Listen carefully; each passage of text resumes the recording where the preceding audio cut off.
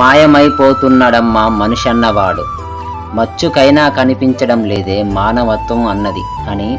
ఓ గొప్ప కవి తన పదాలతో ఈ సమాజ తీరు గురించి చాలా అద్భుతంగా వివరించాడు. కానీ ఆ పదాలకు విభిన్నంగా చాలా విలువైన వ్యక్తిత్వాలతో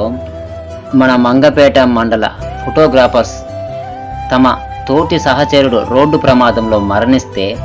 తన కుటుంబం రోడ్డున పడకుండా, తన పిల్లలు దీనస్థితిలోకి వెళ్లకుండా తమ సహచరుని పిల్లల బాధ్యత తమ బాధ్యతగా తలిచి ఆ పిల్లల భవిష్యత్తు చాలా బాగుండాలని వారికి ఆర్థిక సహకారంగా ఫోటోగ్రాఫర్స్ అందరూ కలిసి